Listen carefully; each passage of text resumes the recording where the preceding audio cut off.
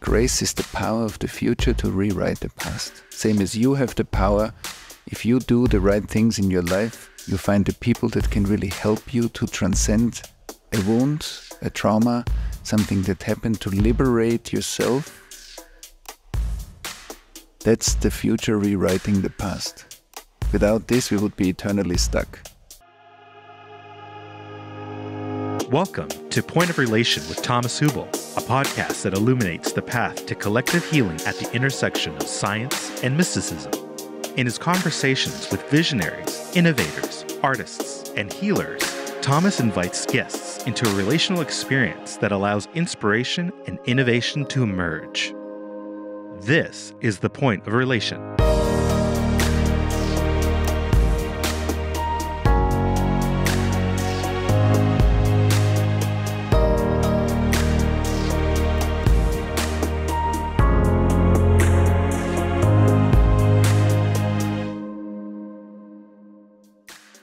The following teaching by Thomas was previously recorded during the Celebrate Life Festival, an in-person gathering convened in 2018 at the Omega Institute. We hope you enjoy this episode. Actually, our practice makes us walk our talk. So we can understand a lot mentally, but unless it's kind of embodied, and that's the practice, how what we know here.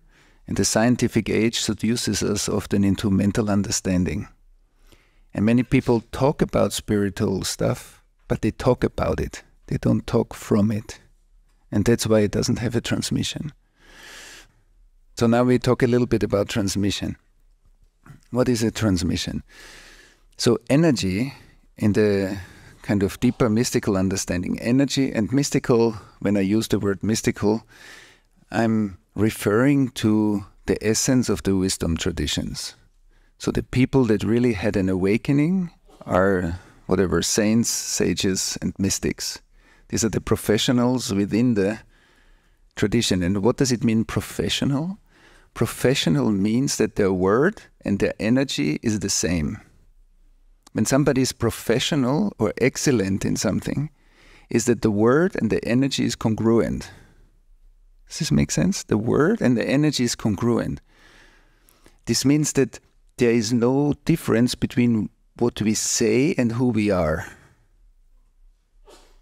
So when somebody talks about meditation, I can read a book about meditation, but then I am not meditation. I know about meditation. But that's fantastic because meditation came into our life through a book, through a talk, through a friend, through whatever. However I get introduced to it, it appears in my life.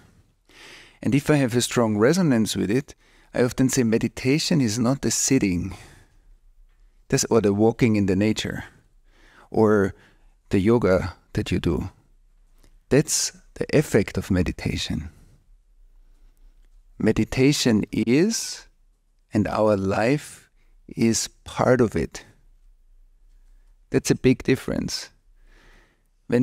Because we live in and now I'm going to talk about the main fragmentation in our culture, which is that we lost the notion of the sacred. Many secular spaces don't know anymore what sacred means. And so I believe, and we heard throughout the days here from many different people, that the real repair or restoration happens through two things, kind of a transpersonal perspective, a non-dissociated transpersonal perspective, and relation. And we talked a lot about relation, and I want to talk today about the transpersonal part. And so, spiritual insight cannot be learned mentally. That's very important, because many people walk around and talk about stuff that they don't know. When somebody read about the causal consciousness, it doesn't mean that we know what it is. Causal consciousness is only true when there is a reference experience or opening that somebody really set as causal consciousness. That's causal consciousness. And that's the only place where it's true. When I talk about it, it's not true. That's very important. Because otherwise it creates a soup of many people talking about stuff. It's like, who would love to, I find a kind of a scalpel, and now today I'm going to do surgery. You know, I go into the kitchen, I find a knife, and now I'm going to be a surgeon. And now, would you like an operation? No, I wouldn't want an operation. And so the green meme, like the pluralistic consciousness, ejected hierarchy. And there is one hierarchy that it's a power hierarchy that needs to be rejected. But everybody wants to go to a surgeon that knows what he or she is doing. And you don't want to have an operation because your neighbor found a knife in the kitchen. And the same is true for spirituality. Not everything that everybody says is true. Many things are maybe lovely knowledge, and we are informed, and we learn a lot about stuff from books and people's talks. But same as we want a surgeon to study, to practice, to have done it 1,000 times, that the person is really excellent in what he or she is doing. And the same is true for spiritual practice. So we had in our first training program, we had a fMRI study done with 20 people and myself in Germany on meditation. And it was very clear in the study that you could see we had two groups, experienced meditators and inexperienced meditators, people who just started. They came to the training and they have never meditated. But you could see within 1 year of their practice an immense increase in their meditation depth. You could see it in their brains. And so that when we really practice, there is kind of a fast progress if I do something regularly. So practice and discipline is a very important part of our practice. And so let's talk a bit about energy. Like for us, it might look like sometimes when we look at a person or when we look at a room that we are looking at something static. It's fixed, it's a form. Whereas my brain learned to make screenshots. Photo, photo, photo, photo, photo, photo, photo. So when you make photos of a car on the highway, it always looks like it's standing. So when I look at you, I might get the impression that you are a form in the room. Whereas in fact, every one of us is a movement. And we learned to make screenshots. Many screenshots. And so what I'm saying is like when we talk about the nature of the soul is energy. Potential is energy, and energy means information in movement. Something is moving. The whole universe is moving. And when a child comes in, before, like in the moment of conception, potentiality, like energy, new movement, connects to substance, to the past, to the DNA, to a fertilized egg. So every one of us through our life is downloading basically our soul's capacity into our bodies. If we download our soul's when we say somebody found his or her way, what we are saying is there's a fluid download of light and information and evolution into the planet through us. And everything in us is moving. My body sensations are moving. The molecules in my body are moving. My emotions are coming and going. My thoughts are coming and going. Life is moving. Just now in the room, there's so much movement here in the room, including myself. So there is a lot of movement. Everything's moving. So energy is an expression of movement. So we are describing, that's the best word I believe that we found so far for the movement that is inherent to everything. It's in everything. Something is moving slower, like the table, but there's also movement, it's just moving slower. And something is moving faster. And so when we relate to each other, I often say that, and that's what we do in the morning meditation, when I ask you to put your hands on the neck of your partner, it's two trains. I mean, many of you maybe heard this already. Two trains, if two trains drive at the same speed, you can open the window and talk to the person on the other train. Do you understand? If two trains, so if I sit on this train and you on the other train and we're driving like this, we can have a tea with each other. You open the window, I open the window, if you still can open the window, and you talk to each other. Attunement, like William Ury said yesterday, put yourselves in the other one's shoes. If I really feel you, and if I really attune to you, my nervous system creates a coherence with your nervous system. And everybody's nervous system has that capacity, except we are traumatized. Or we are strongly conditioned. We are out of our path. The more we are out of our path, the less we can express this capacity. The more we come into our path, the more we can express this capacity. The more of my nervous system can participate in hosting you in me. Hosting you in me is intimacy. It's the moon in the reflection on the surface of the lake. The moon, when the moon up there looks exactly like the moon on the water surface, that's intimacy. Then in moments like that, there's nothing in between us. There's interrelatedness. There's just this. When the moon on the water surface has ripples, like there are many ripples on the surface, you don't see the moon clearly. That's usually our state. That's called society. So I believe in order to bridge the legacy that we are sitting in, we have to practice consequently attunement. Because it's not given, not in this stage of evolution. We are too hurt as a species, as all of us, we are too hurt in order for it to happen naturally. In the highest state, there is no attunement, because everything is not two. But in a state of fragmentation, we need to practice that.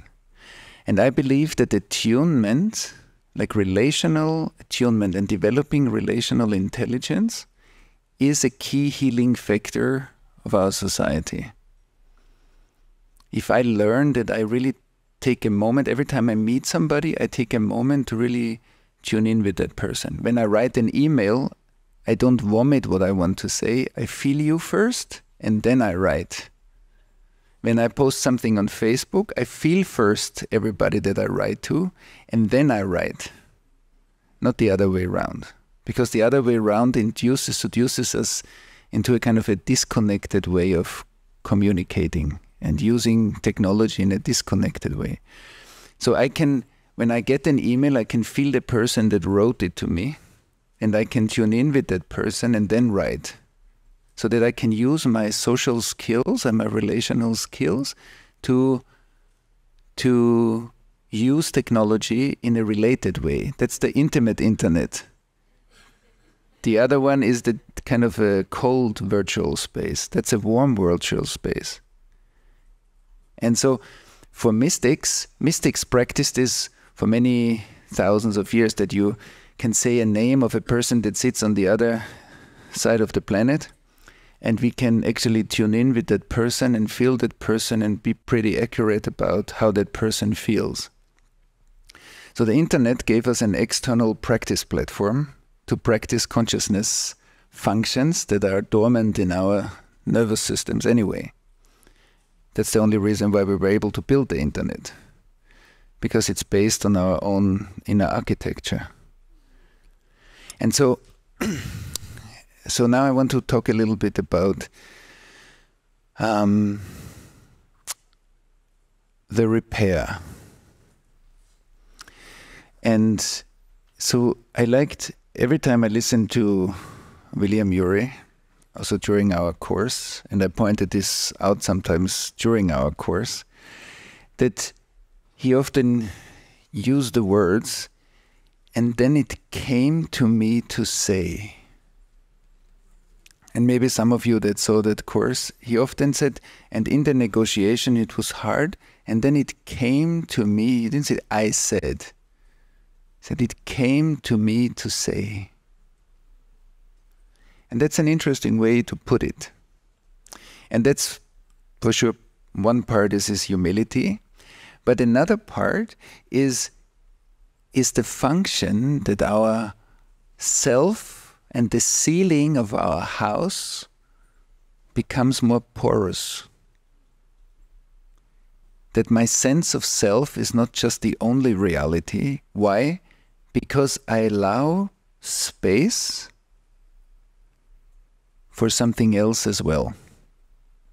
So humility means that I am not the ultimate answer. But I am here in life because life tries to find an answer. And that's different. I am not the ultimate answer. I am here because life tries to find an answer through me. And what that means is, a human being is the lovemaking of the future with the past. The next generation carries a potential update, and that potential update is not necessarily happening always.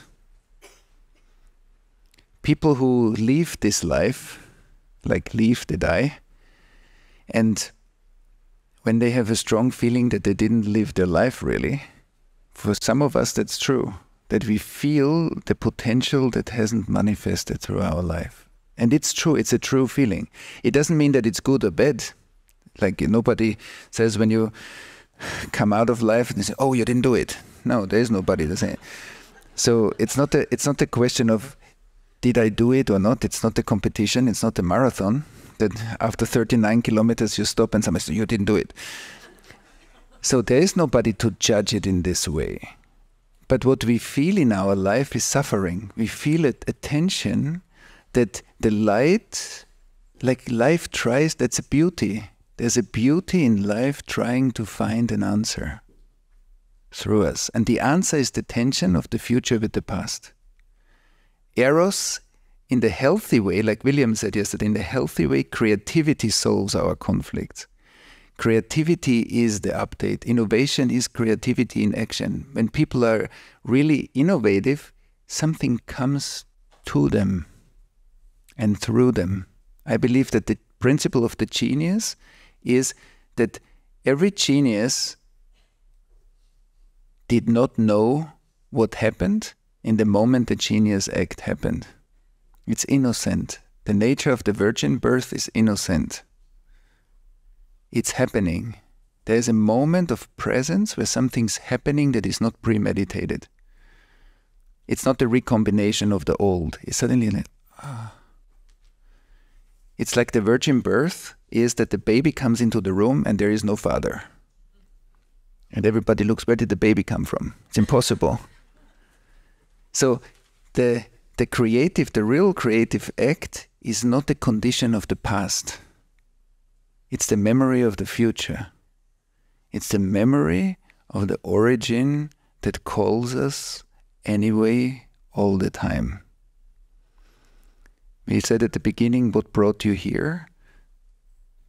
That you follow something that you cannot fully name. You have a yearning for God, but what does that mean? You have a yearning for awakening, but what does that mean? So there's something that is resonant in us, that is an echo of creation. It's an echo of creation. It's an echo of the original wholeness of life. And so in the prayer that I sometimes came to me in Nepal in one of our meditation retreats, but it has a very lovely, it says, in the silence of my heart I am. And what does it mean? In the silence of my heart, when I learn to silence my energy, which means I'm not suppressing it, I'm allowing it to digest enough past so that I have moments of space, Judy talked a lot about space yesterday. People talked about space throughout the week. Space is sanity. Space is sanity. So space is the fresh air, is the system that brings fresh air into humanity. Space. In the silence of my heart I am. And in the silence of my heart, I can hear thy name.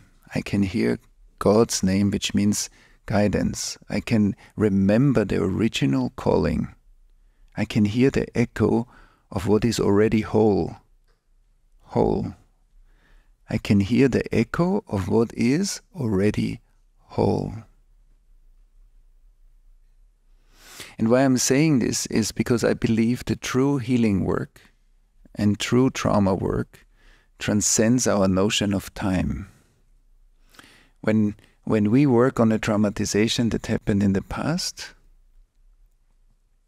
I believe if we tune in precisely, that's attunement, we are together in the room where the traumatization happened and still happening. Because an event that is not fulfilled is still present in the room. So when abuse happened, it is not actually the right word. Abuse didn't happen. It's still happening until it's resolved. The energy is still active. Which means everybody who is on a healing path, you are the presence today that was your hope then.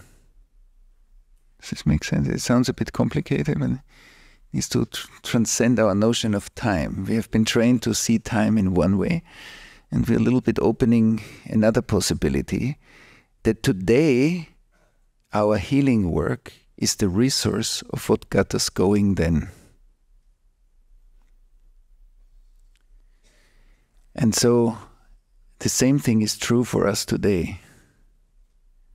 Our future is present with us when we are sitting here in the room as a resource, as a potential resource to help us to go through the healing that we are going through, especially when it's difficult. There's something, the memory of the future is calling us. The higher potential of what we are growing into is already present now. But that's key, because that's grace. The element that God inserted in life is grace. Grace is the power of the future to rewrite the past. Same as you have the power, if you do the right things in your life, you find the people that can really help you to transcend a wound, a trauma, something that happened, to liberate yourself. That's the future rewriting the past. Without this, we would be eternally stuck. Because the wounds would be eternal. But the fact that we can revisit those wounds and we can restore relation and we can infuse awareness and healing is rewriting the past. We literally change neural networks in ourselves, emotional patterns, addictions. We can solve many things. We can heal many physical things by rewriting the book of life. And that's very important. I said on the first day, and maybe it sounded a bit cryptic then, or a bit strange. I said that the real book, I mean, there are many books that are being written about a wave on the face of life, or in the face of life. It's a wave that describes a certain quality at that time. So there are books that people read, let's say 20 years, and then they disappear. 5 years, and because they're not relevant anymore. They describe the wave. And then there are books like the Tao Te Ching, the Torah, Sanskrit writings, whatever, all around the world, the Quran, that people read again and again and again for thousands of years. And then I believe the mystic in the marketplace, like us, people who practice a serious path of awakening, life is our book. I believe we need to learn to read life. And then we see that we are co-authors and co-readers. We are co-authoring the book, we are writing the book while we read it. And the closer the writing and the reading gets together, that's what's called non-dual. Karma is postponing experience. Awakening is making a life whole, integrating what has been postponed, and that the writing and the reading is the same thing. That's called presence. And that means that our actions are important, because the way we live our life, that it's not just important to meditate a lot, but it's also important the way we live our life, our exploration of ethics, honesty, accountability, and not conditioned accountability that we fit into a certain context, but that we are accountable in 4 directions in our life, that's an important practice as well. Did you ever ask yourself why when you go to have lunch, all of you goes to lunch?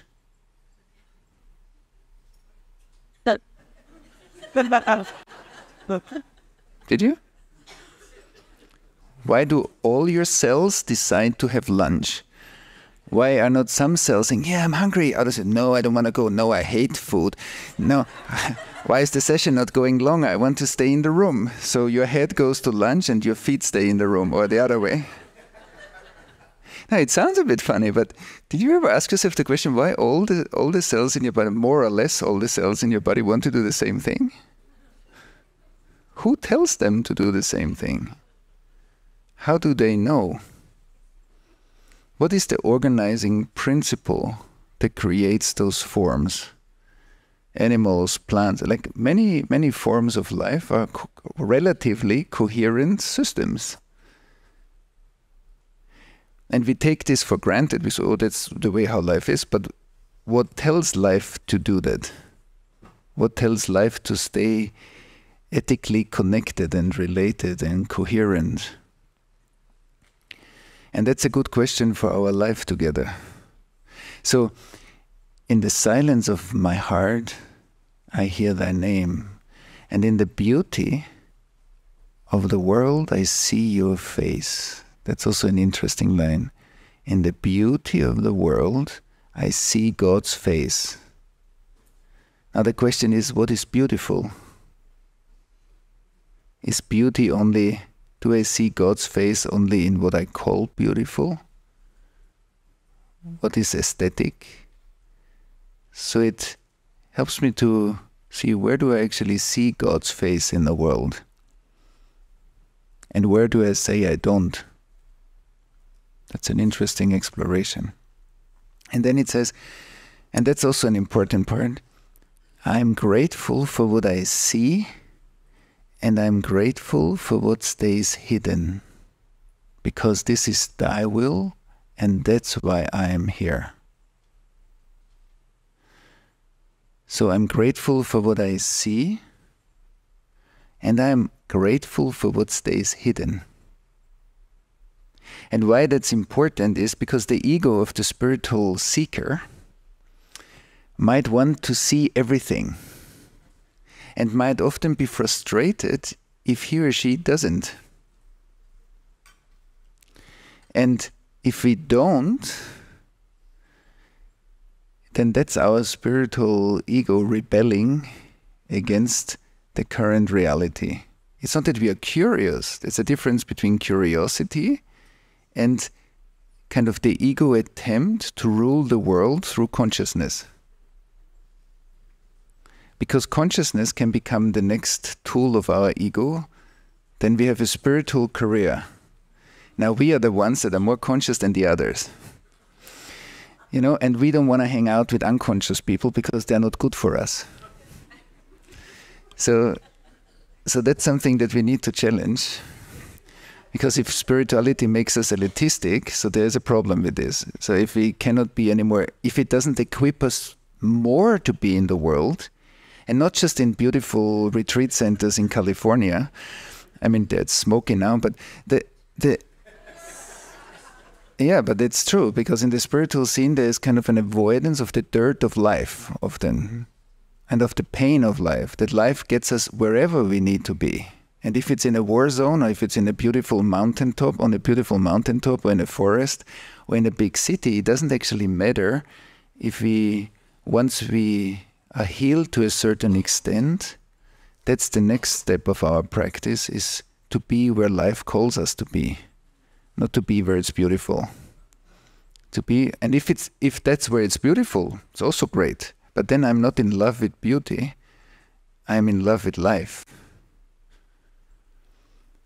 But that's a very important part. So I'm grateful for what I see, and I'm also grateful for what I don't see, because this is not in my hands. What I don't see is not in my hands. I can do whatever I can do to see more, and I will do it, but what stays hidden out of a reason. And that's also important if we connect this to modern trauma work, that we know that our nervous system is not going to release information that was painful information unless it feels safe. And that's very important. So what seems that it doesn't heal is not healing because we are too stupid to do it. It's not healing because we didn't find yet the right circumstances. Healing is about creating an environment that is healing. Healing in many cases is a relational environment that we can create that is healing. And that's why if something is not healing, it's not that it doesn't work. It's for us to listen what actually doesn't feel safe yet, to open up.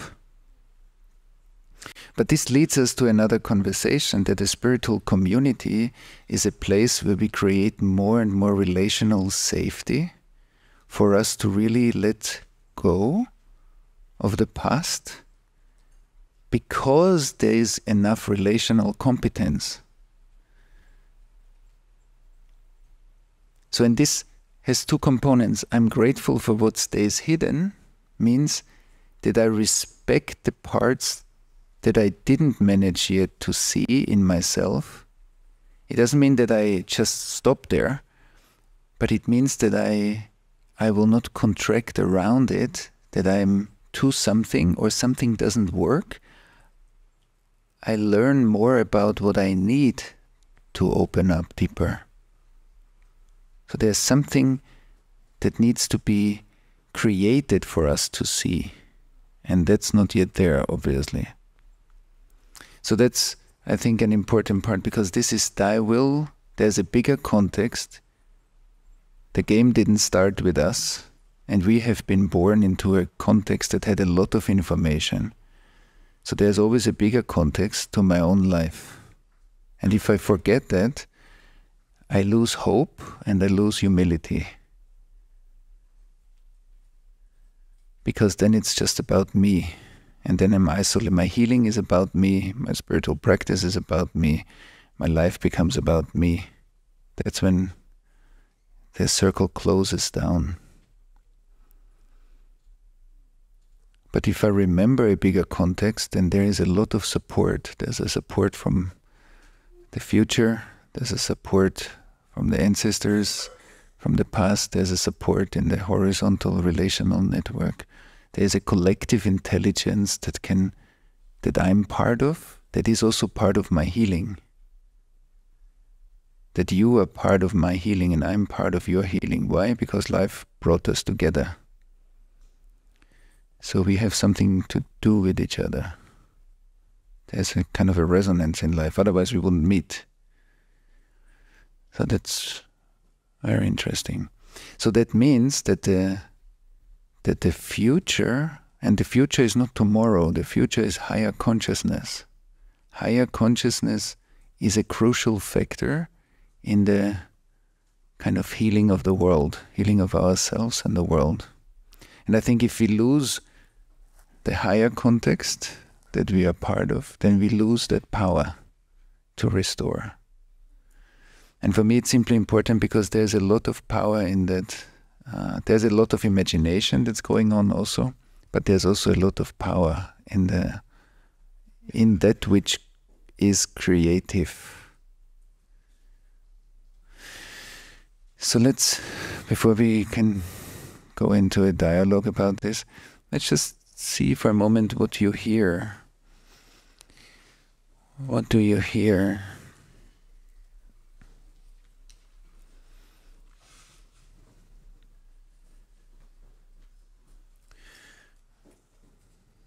What do you hear about space, inner space?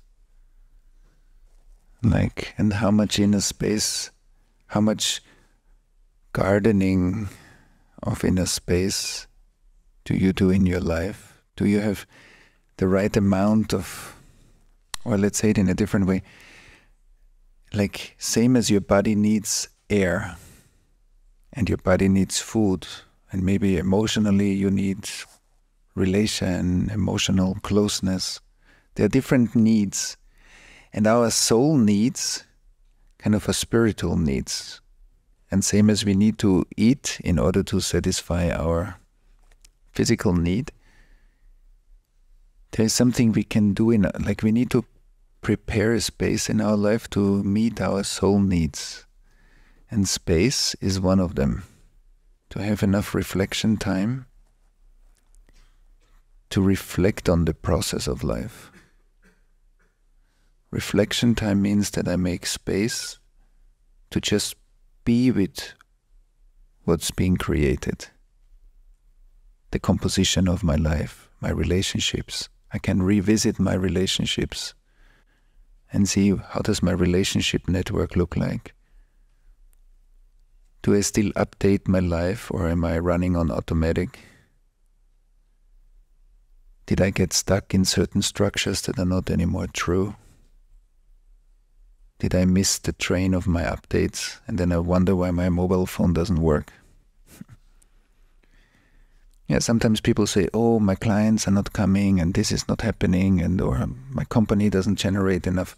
Yeah, but it's also always a question of, okay, let's revisit if we are still in the right place. Maybe life moved on and I missed the train. Maybe there are some updates waiting. And if I don't have time for my updates, I'll get old. Getting old means that I missed updates. Otherwise, every age is the right age. You know that when people say, oh, I would love to be 20, I would love to be 30, I would love to be 100, whatever. I would love to be a different age. It's a desynchronization in time. Because everybody is always in the right place, but not in our experience. So, and getting old has nothing to do with the age in our passport. We're only getting old when we are missing our development.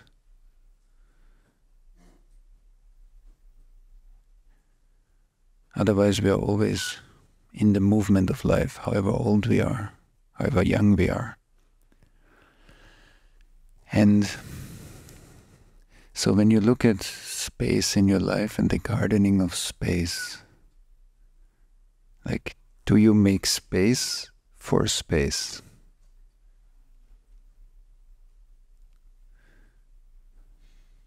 For time to reflect on your life, to contemplate your life, not to add more, to just be quiet and contemplate. And what helps you to do that?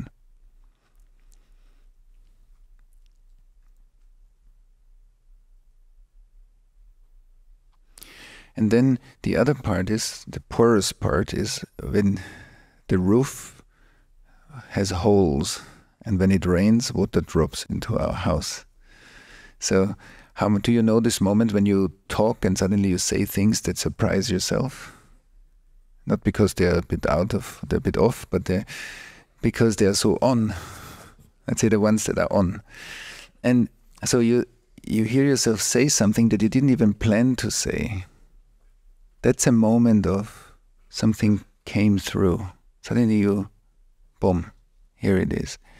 And that's, how can we practice that quality of listening to the updates of life, listening to innovation. So it's space and also movement, right? And so when you look at your life, do you have the feeling that your life's unfolding beautifully when you check in with yourself? Do you have time to listen to your updates?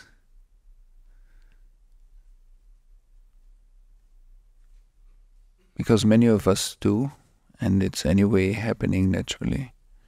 But sometimes we need also to make space to listen to new things that we cannot hear when we are too busy. So that's why contemplative practice gives us space to listen to the things that we normally don't hear inside. Thanks for listening to Point of Relation with Thomas Hübl. Stay connected and get updates about new episodes by visiting our website, pointofrelationpodcast.com, and by subscribing to the Thomas Hübl YouTube channel. If you enjoyed this video, please like it and share about us with your community on social media. Thank you. We appreciate your support.